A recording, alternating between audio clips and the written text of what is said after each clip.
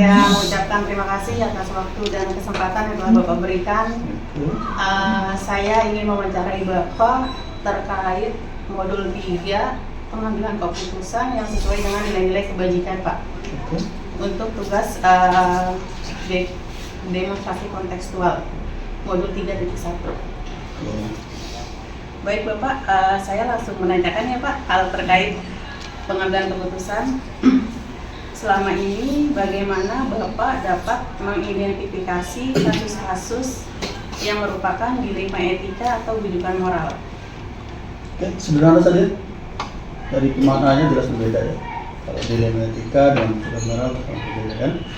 Jadi dari ciri-ciri pemaknaan aja sudah dengan mudah kita membedakan apakah permasalahan itu masuk dalam kategori dilema etika atau rujukan moral. Jadi dengan cara melihat korelasinya, ya, keterlibatannya, hubungan antara permasalahan dengan yang bermasalah. Ya. Meskipun kadang-kadang kita bisa melihat itu sebuah masalah, padahal itu bukan juga masalah. Tergantung dalam kita menyikapi permasalahan itu. Okay. Baik Bapak, pertanyaan selanjutnya Bapak, bagaimana Bapak menjalankan pengambilan keputusan di sekolah Bapak, terutama untuk kasus-kasus di mana kedua kepentingan yang sama atau sama-sama mengandung nilai kebajikan, Pak? Baik. Ya. Dalam konteks ini berarti masuk dalam dilema etika. Ya, dilema etika itu keduanya bisa bermakna benar, tapi kita harus mengambil sikap salah satu. Ya, meskipun pada akhirnya bisa menimbulkan konflik ya, karena dua-duanya benar, tapi tidak mungkin dua-duanya bisa dilakukan secara bersamaan. Karena itu, yang pertama tentu adalah memahami kira-kira kalau kita mengambil putusan A itu dampaknya buat diri dan orang lain, termasuk yang keterlibatan bermasalah itu akan seberapa banyak dampak negatifnya. Karena itu perlu keluasan berpikir dan melibatkan banyak pihak yang sekiranya perlu dipertimbangkan dalam mengambil keputusan yang dimaksud dalam dilema etika. Setidaknya targetnya adalah tetap kondusif ya, untuk pihak A dan pihak B. Yang sesungguhnya keduanya adalah benar, tapi bisa dilihat dari konteks waktu, misalnya bagaimana jangka pendek, jangka panjangnya, dampaknya seperti apa, kemudian kita melihatnya misalnya hasil akhir keputusannya seperti apa, itu juga perlu dipertimbangkan dan mengambil keputusan yang terkait dengan dilema etika. Iya. Baik Bapak, penjelasan Bapak sesuai dengan modul CGP saya sedang saya pelajari. Ada 4 paradigma dilema etika, salah satunya tadi jangka panjang dan jangka pendek yang Bapak jelaskan. Pertanyaan selanjutnya ya Bapak, hal-hal apa saja yang selama ini Bapak anggap efektif dalam pengambilan keputusan pada kasus-kasus dilema etika? Yang paling efektif adalah memberikan pemahaman kepada rekan-rekan yang tentunya keterlibatan dalam permasalahan itu. Kadang masalah itu bukan karena masalahnya yang sulit, ya, tapi karena cara menyikapi masalahnya yang tidak tepat, maka masalah itu seolah-olah menjadi masalah besar dan sulit. Nah, oleh karena itu langkah pertama buat saya ketika menghadapi semua masalah adalah bagaimana saya mencerdaskan terlebih dahulu kepada teman-teman yang dianggapnya terkait bermasalah dengan dilema etika. Karena dilema etika itu adalah tergantung pada pemahaman sesungguhnya. Yang pertama adalah bahwa dua hal itu adalah benar. Ya. Artinya dua-duanya boleh dipilih untuk dalam keputusan. Tapi tentu saja kita harus melihat tadi, ya, apa hasil akhirnya kalau kita ambil A atau B. Kemudian jangka pendeknya seperti apa dampaknya, jangka panjangnya apa? Ya. Itu dua hal itu penting. Meskipun sebenarnya ada 4 ya dalam paradigma pemecahan masalah dilema etika. Tapi tentu saja yang paling utama buat saya adalah selalu memberikan apa sih dampaknya buat kamu kalau kita pilih apa sih dampaknya kalau di dua-duanya silakan. Jadi saya lebih memilih cerdaskan dulu, berikan dulu mereka memahami apa yang dianggapnya sebagai masalah. Ya. Baru mereka akan dilihat. Dan saya yakin saya bilang dengan kata cerdas dan dewasa. Ketika cerdas saja tidak cukup, karena akan menimbulkan perlawanan atau perbedaan pendapat dan merasa saya adalah benar. Tapi dengan kata dewasa, ya, tentu akan berpikir tadi. Mungkin ada sampai level mengalah untuk menang. Oke, untuk kali ini saya ikut pilihannya. Meskipun dalam hatinya seharusnya saya, tapi karena dewasa maka dia memilih, oke, saya sepakat yang ini. Mungkin yang ini nanti. Itu dilema etika. Yes. Baik Bapak, itu langkah-langkah yang tadi Bapak jelaskan juga termasuk di dalam 9 langkah untuk pengujian pengambilan sebuah keputusan Pak. Iya. Sesuai dengan materi TGP saya juga Pak yang sedang saya pelajari. Baik Bapak, selanjutnya ya Pak, hal-hal apa saja yang selama ini merupakan tantangan dalam pengambilan keputusan pada kasus-kasus dilema etika? Ya, kalau bicara dilema etika sebenarnya kalau dibandingkan dengan rujukan moral itu jauh lebih sulit. Karena kalau rujukan moral itu jelas, yang satu benar, yang satu salah. Kalau dilema etika adalah dua-duanya benar. Benar, iya Pak. Hanya di situ akan teruji tentang kesetiaan, Iya. ya, tentang rasa keadilan. Kadang-kadang satu sisi kita mengatakan kasihan, Iya. tapi kalau itu bertentangan dengan keadilan, ya kita harus bisa memilih bahwa memang kita semua orang kasihan. Tapi kalau kita bagi sama justru nggak adil, karena adil itu tidak bermakna sama, adil proporsional. Jadi kesulitan tertinggi ketika mengambil dilema etika adalah bagaimana memberikan pemahaman, ya, kepada teman-teman yang menghadapi tentang permasalahannya. Kalau buat saya nggak ada masalah, saya tegas dalam membuat keputusan bahwa jelas ini adalah jauh lebih baik yang A. Tapi ketika pengambilan keputusan saya tidak akan sendiri, karena buat saya musyawarah itu adalah kebijakan paling mutlak untuk kita ikuti, bahwa semua diberikan hak yang sama untuk membuat pendapatnya dan cara berpikirnya. Pada akhirnya kita hanya bisa menggambarkan sebagai pimpinan, kalau kita mengambil keputusan A, maka kemungkinan besar dampaknya akan seperti ini untuk hari ini dan ke depan untuk yang bersangkutan. Ya, kalau kita ambil B, maka dampaknya buat kita seperti ini, buat hari ini, buat ke depan. Nah, ketika mereka dianggap cerdas dan dewasa, saya pikir semuanya akan mudah. Baik Bapak, bukan luar biasa Bapak dalam mengambil keputusan ini ya Pak. Pertanyaan selanjutnya Bapak, apakah Bapak memiliki sebuah tata kala atau jadwal tertentu dalam sebuah penyelesaian kasus dilema etika? Apakah Bapak langsung menyelesaikan di tempat atau Bapak memiliki sebuah jadwal untuk menyelesaikannya? Bentuk atau prosedur seperti apa nih yang Bapak jalankan? Ya, yang penting kalau kita ketemu dilema etika itu yang jelas pertama mendesak atau tidak keputusan itu. Kalau itu mendesak, ya saat itu juga kita harus tuntaskan, kan? Jangan menunggu besok, karena kita nggak ngerti kondisi besok apakah kita sehat, ya kan? Apakah ada waktu, apakah terbentur dengan kegiatan yang lain, kan? Kalau memang itu segera, maka segerakan. Tapi kalau sekiranya itu masih punya ruang waktu, lebih baik kita agendakan. Kenapa? Kita harus mengingat juga orang-orang yang semestinya dilibatkan dalam pemecahan masalah itu. Kita tidak boleh mengingkari, ya. Kalau keputusan itu diambil tanpa melibatkan orang-orang yang selayaknya dilibatkan, maka keputusan itu pun menjadi keputusan yang salah, kan? Jadi saya akan membuat jadwal juga. Kalau memang kebijakan tentang dilema etika itu memang masih memberikan ruang dan waktu, ya, artinya simpel. Kalau memang keputusan segera dan memang harus segera, maka saya tidak akan mengatakan besok. Saat itu juga kita harus tuntaskan. Tapi kalau sekiranya kebijakan itu memang punya waktu, ya, dan melibatkan orang-orang lain, ya, yang memang harus dilibatkan, ya kita harus atur juga agendanya, ya, untuk mengatur juga kesesuaian jadwal kita dengan orang-orang yang dilibatkan. Iya, baik Bapak. Baik Pak, penjelasannya luar biasa Pak. 2 pertanyaan lagi Bapak. Oke. Adakah seseorang atau faktor yang selama ini mempermudah atau membantu Bapak dalam pengambilan keputusan dalam kasus-kasus dilema etika? Oke, kalau bicara dilema etika itu bicara tentang keduanya benar. Tentu saja saya masih punya guru ngaji saya dari kecil yang sampai hari ini saya jadikan rujukan saya, ya, ketika saya menghadapi problematika yang disebut dilema etika, karena itu dua-duanya benar. Ya, tentu saja dua-duanya memberikan dampak positif dan negatif. Hanya bedanya seberapa besar bedanya. Yang kedua, tentu saja saya juga punya rekan-rekan yang pintar-pintar, cerdas-cerdas, dewasa juga, ya, punya senior-senior masuk. Saya juga punya guru agama, Pak Ustaz, Pak Afandi, ya. Tentu saja saya akan libatkan dulu. Meskipun mungkin tidak langsung aja to the point bahwa saya berpendapatnya. Mungkin saya bisa dengan cara ngobrol, saya sisipkan tanpa disadari oleh yang bersangkutan. Sesungguhnya beliau sudah memberikan pemasukan pendapatnya kepada saya. Atau mungkin rekan-rekan guru saya juga saya selipkan obrolan tanpa mereka sadari. Sesungguhnya saya sedang menjaring bahasa ya, yang sehingga akan mendapatkan sumbangsi dalam pikiran saya. Karena biasanya kalau teman-teman langsung diminta pendapatnya tentang masalah A, tentu akan lebih kaku, lebih bingung ya. Tapi kalau saya masukkan dalam forum pembicaraan ngobrol yang santai rileks, tanpa disadari mereka, sehingga mereka sudah memberikan sumbangan pikiran kepada saya, dan itu akan menjadi pertimbangan buat saya.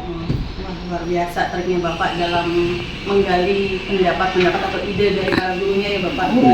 Bapak, satu lagi pertanyaannya Bapak, dari semua hal yang telah Bapak sampaikan, pembelajaran apa yang dapat Bapak petik dari pengalaman Bapak dalam mengambil keputusan dilema etika? Ya, nggak ada keputusan terbaik kecuali keputusan itu diambil secara bersama-sama.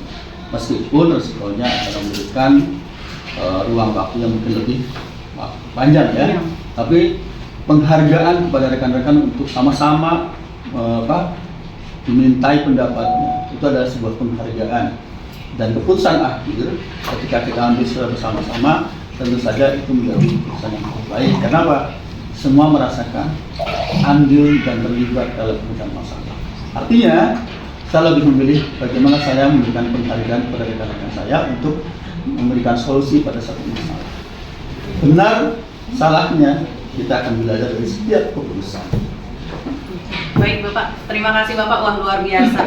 Bapak lebih menguasai materi TGP kita ternyata. Semoga saya bisa mengikuti jejak Bapak untuk menjadi pemimpin yang wah luar biasa dalam segala trik dan tipsnya untuk mencapai kebaikan bersama tentunya ya Pak. Ya, karena materi kalau bicara tentang dilema etika dan moral itu adalah melekat pada setiap diri manusia, ya, karena setiap kita adalah pemimpin dan akan dimintai pertanggungjawabannya atas yang dipimpin, termasuk dirinya sendiri. Apalagi kalau sudah sampai level kepala sekolah, ya kan, pasti akan benturan dengan yang disebut kebijakan.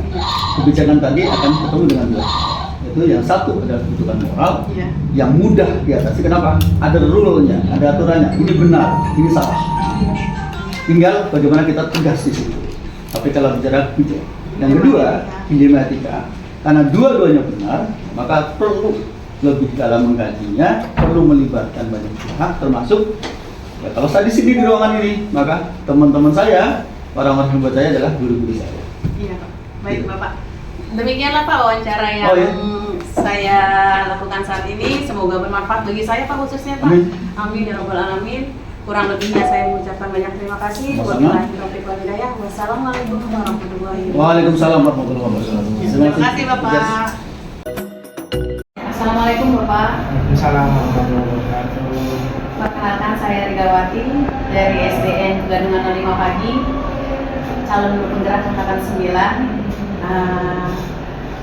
Sebelumnya saya mengucapkan terima kasih atas waktu dan kesempatan yang sudah Bapak berikan untuk saya mewawancarai Bapak terkait pengambilan keputusan di sekolah ini yang Bapak pimpin. Dalam wawancara ini saya sedikit bertanya ya Pak. Silakan Bu. Terkait tentang pengambilan keputusan. Ini kayaknya agak riskan ya Pak ya, tapi karena ini tugas saya harus menyelesaikan dan saya perlu tahu bagaimana kepemimpinan Bapak di saat Bapak mempunyai kasus dan kasus tersebut bisa diselesaikan dengan keputusan yang bijak tentunya ya Pak. Iya, baik, terima kasih Bapak. Selama ini bagaimana Bapak dapat mengidentifikasi kasus-kasus yang merupakan dilema etika atau dudukan moral? Terima kasih Bu. Jadi untuk pengambilan keputusan berkaitan dengan masalah-masalah yang terjadi di sekolah, sebagai suatu organisasi itu pasti ada baik yang bersifat dilema etika maupun dudukan moral. Kita menganalisis dulu kasus tersebut, apakah ada kepentingan kelompok tertentu, apakah juga kepentingan itu benar atau salah, atau dua-duanya benar-benar. Jadi kita nanti identifikasi apakah itu nanti masuk di dilema etika atau di dudukan moral seperti itu. Oh baik Bapak.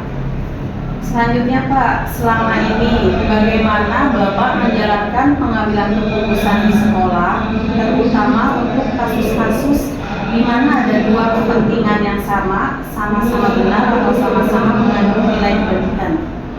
Ya, terkait dengan keputusan yang diambil untuk kasus-kasus di mana ada dua kepentingan atau lebih, di mana kepentingan itu juga sama-sama baik, sama-sama bermanfaat, maka kita harus memprioritaskan bahwa di dalam dunia pendidikan prioritasnya kepada pendidikan atau anak-anak. Jadi itu hal yang paling utama. Di samping itu mungkin ada pertimbangan lain terkait dengan aturan, kebijakan sekolah maupun manfaat yang diberikan terhadap sekolah. Iya, baik Bapak. Berarti artinya Bapak mengambil keputusan itu berpusat kepada murid ya Pak? Iya. Selanjutnya ya Pak, saya tanya lagi nih Pak, langkah-langkah atau prosedur seperti apa nih yang biasa Bapak lakukan selama ini? Langkah prosedurnya yang pertama kita menganalisis dulu kasus itu apakah ada kaitannya dengan kebijakan-kebijakan yang diambil oleh pihak sekolah. Jadi kemudian kita uji berdasarkan aturan-aturan baik legalisasinya, kemudian apakah kasus itu juga bisa memberikan manfaat ya kepada pendidikan di SMP Negeri 204 Jakarta, atau bisa memberikan langkah-langkah yang bagi perkembangan sekolah itu sendiri. Langkah-langkah seperti tadi kita membanding di mana langkah-langkah tersebut sesuai dengan aturan yang dijalankan, baik itu aturan yang bersifat organisasi maupun aturan yang ada dikeluarkan oleh pihak pemerintah itu sendiri. Iya baik Pak. Nah ini langkah-langkah yang tadi sudah Bapak jelaskan, wah sama persis dengan materi pembelajaran saya di TGP Pak. Karena ada 9 langkah pengujian tadi Bapak sebutkan, salah satunya uji legalitas ya Pak. Iya, wah luar biasa. Berarti Bapak sudah mempraktikkan 9 langkah tersebut di dalam kepemimpinan Bapak ini ya Pak. Luar biasa Bapak. Selanjutnya ya Pak. Iya, silakan. Hal-hal apa saja yang selama ini Bapak anggap efektif dalam pengambilan keputusan pada kasus-kasus dilema etika? Untuk pengambilan keputusan yang terutama kaitannya dengan kasus-kasus dilema etika, di mana ada beberapa hal yang harus kita perhatikan bahwa dilema etika itu dua-duanya kasus itu benar ya dan memberikan manfaat. Namun di sini ada beberapa kepentingan, mungkin dua pihak yang memiliki kepentingan berbeda. Oleh sebab itu kami ya dalam hal ini saya kemudian tim manajemen ya itu akan mempelajari kasus itu secara baik dan dampak terhadap keputusan yang diambil nanti. Jadi istilahnya bahwa untuk kasus dilema etika dua-duanya ini sangat berat untuk dipertimbangkan ya, karena apabila salah pengambilan keputusan maka dampaknya bisa merugikan sekolah. Oleh karena itu dilema etika ini ada beberapa hal yang harus kita pelajari. Tadi terkait dengan satu, selalu kita fokusnya kepada prioritas kepada anak, fokus pada pendidikan anak, kemudian bagi kemajuan pendidikan, kemudian terkait juga aturan-aturan yang berlaku di sekolah ini. Iya, baik Bapak. Itu artinya Bapak dalam mengambil keputusan ini melalui musyawarah tentunya ya Pak. Wah luar biasa nih Bapak. Lanjut ya Pak, pertanyaan berikutnya ya Pak. Apakah Bapak memiliki sebuah tata kala atau jadwal tertentu dalam sebuah penyelesaian kasus dilema etika? Apakah Bapak langsung menyelesaikan di tempat atau Bapak mempunyai jadwal untuk menyelesaikannya? Bentuk atau prosedur seperti apa nih yang Bapak jalankan? Untuk penyelesaian kasus dilihat dari kasusnya itu sendiri. Kalau kasus itu memang kasus yang biasa ringan, maka pengambilan keputusannya harus segera. Ya kita hanya beberapa mungkin dilihat dari dasar-dasar yang melatar belakangi masalah tersebut. Tapi kalau kasus-kasus yang sifatnya perlu kita musyawarah, perlu kita bentuk tim kerja untuk pemutusannya, maka kita harus membuat jadwal. Ya terutama tadi bahwa kasus ini memerlukan keterkaitan dengan pihak-pihak lain, baik itu mungkin bisa saja guru, orang tua atau siswa sendiri atau pihak lain yang berkepentingan terhadap kasus itu. Jadi kita sedini mungkin kalau memang kasus itu sederhana kita selesaikan langsung pada saat itu. Ya, berarti sesuai dengan situasi dan bagaimana kasus tersebut ya Pak, Iya. dalam penyelesaiannya ya Pak. Wah, luar biasa sih Bapak. Bisa dilanjut Pak sedikit lagi Pak? Iya, silakan. Ya, baik Bapak. Adakah seseorang atau faktor-faktor apa nih yang selama ini mempermudah atau membantu Bapak dalam mengambil keputusan dalam kasus-kasus dilema etika? Faktor-faktor yang mempermudah ya kita pada kesempatan ini kita mengambil, biasanya kita dibantu oleh wakil kepala sekolah, kemudian atau tim lain yang dianggap berkaitan dengan kasus tersebut. Kemudian faktor apa kita selalu memiliki aturan-aturan yang berlaku di dalam organisasi sekolah ini, sehingga faktor-faktor itu akan memberikan kemudahan yang landasan-landasan yang dijadikan landasan untuk pengambilan keputusan seperti itu. Iya, baik Bapak. Berarti faktornya banyak yang terlibat ya Pak di dalam pengambilan keputusan ya Pak. Jadi tidak hanya satu pihak saja gitu. Jika berkaitan dengan murid, yang muridnya dilibatkan. Jika terkait dengan orang tua muridnya dilibatkan. Terkait dengan guru ya. Baik Bapak, wah semakin paham nih Pak saya nih Pak terkait pengambilan keputusan. Satu pertanyaan lagi Bapak. Oh, boleh silakan. Baik Pak, dari semua hal yang telah Bapak sampaikan nih, pembelajaran apa nih yang dapat Bapak petik dari pengalaman Bapak mengambil keputusan dilema etika? Pembelajaran yang terpenting di sini bahwa keputusan yang terbaik adalah keputusan tadi yang mengedepankan kepada kepentingan peserta didik, kemudian penyelesaiannya melibatkan ya secara kolaborasi baik itu dengan guru, orang tua maupun murid atau pihak lain yang terkait. Sehingga di sini pembelajarannya bahwa semua keputusan yang diambil oleh seorang selaku pimpinan itu dapat memberikan dampak positif bagi kemajuan sekolah. Wah, luar biasa Bapak. Ya Bapak, baik, terima kasih Bapak atas waktu dan kesempatannya yang telah diberikan kepada saya. Semoga wawancara ini membawa manfaat tentunya buat saya Pak pribadi. Jadi saya lebih mengetahui lebih dalam bagaimana cara pengambilan keputusan yang baik gitu Pak. Ya, jadi saya bisa mencontoh atau menganalisis bagaimana nih ya biar supaya saya bisa mengikuti gaya kepemimpinan Bapak di dalam memimpin sekolah ini di SMP 204 Jakarta ya Pak. Iya. Kurang lebihnya saya mengucapkan banyak terima kasih. Wabillahi taufiq wal hidayah. Wassalamualaikum warahmatullahi wabarakatuh. Waalaikumsalam. Selamat, semoga sukses Bu Ida. Amin ya Allah. Sampai kepada jenjang karir tertinggi. Amin ya Allah. Sekali lagi terima kasih. Iya, sama-sama Bapak.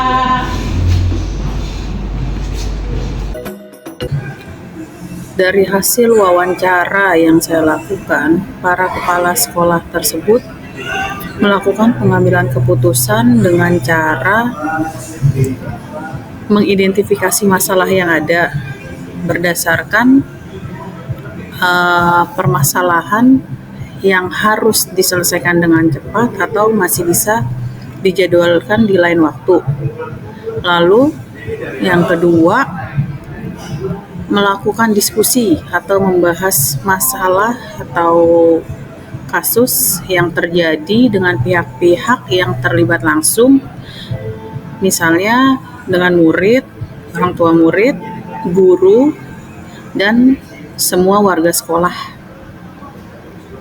Yang ketiga, membuat keputusan yang berpihak pada murid, tentunya bertanggung jawab dan berdasarkan nilai-nilai kebajikan. Nah, menurut saya yang dilakukan oleh para kepala sekolah tersebut sangat sesuai dengan apa yang sudah saya pelajari di modul 3.1 tentang pengambilan keputusan berbasis nilai-nilai kebajikan sebagai pemimpin, yaitu 4 paradigma dilema etika, 3 prinsip dilema etika, dan 9 langkah pengujiannya. Di antara yang saya sebutkan tadi, sebagian besar para kepala sekolah tersebut mengerti dan paham ternyata selama ini mereka dalam membuat keputusan melakukan hal-hal tersebut. Berdasarkan hasil wawancara yang telah saya lakukan kepada kedua kepala sekolah tersebut, tampaknya tidak ada perbedaan. Karena yang saya amati, yang saya lihat, yang saya dengar dari wawancara yang telah saya lakukan, mereka begitu memahami tentang 4 paradigma dilema etika atau bujukan moral, 3 prinsip dilema etika, dan 9 langkah pengujian dalam pengambilan keputusan. Mereka sangat jelas dalam menjawab semua pertanyaan-pertanyaan yang saya ajukan. Menurut saya, tidak ada perbedaan di dalam hal ini, karena mereka sangat menguasai dalam menyelesaikan masalah dengan mengambil keputusan yang tepat berdasarkan yang telah saya sebutkan tadi. Misalnya, persamaan di antara mereka sama-sama mengidentifikasi masalah, mengumpulkan fakta-fakta, lalu mereka berdiskusi dengan pihak-pihak terkait yang terlibat di dalam masalah atau kasus-kasus tersebut. Lalu mereka membuat sebuah keputusan juga berdasarkan nilai-nilai kebajikan yang berpusat pada murid dan tentunya bisa dipertanggungjawabkan. Rencana kedepannya, menurut saya para kepala sekolah tersebut pasti akan lebih terampil dalam mengambil sebuah keputusan, karena selama ini mereka menggunakan 4 paradigma dilema etika, lalu 3 prinsip dilema etika, dan 9 langkah pengujian dalam mengambil keputusan yang tepat. Dan dengan seringnya mereka menggunakan langkah-langkah tersebut dalam pengambilan keputusan, mereka akan lebih terampil dalam mengambil sebuah keputusan untuk menyelesaikan suatu masalah. Lalu bagaimana cara mereka mengukur efektivitas pengambilan keputusan tersebut? Nah, mereka bisa melakukan pengujian antara benar atau salah, kemudian melakukan refleksi atas keputusan yang telah dibuatnya, lalu bisa meminta saran dan masukan dari pihak lain yang terkait dalam pengambilan keputusan tersebut. Tentunya saya akan menerapkan 9 langkah pengujian dalam pengambilan keputusan yang tepat dalam menghadapi permasalahan atau kasus-kasus pada murid atau teman sejawat. Sebelum menerapkan 9 langkah pengujian tersebut, tentunya saya akan mempelajari atau menganalisis masalah atau kasus yang saya hadapi melalui 4 paradigma dilema etika, lalu memilih 3 prinsip dilema etika yang tepat dalam membuat keputusan yang berbasis pada nilai-nilai kebajikan sebagai pemimpin.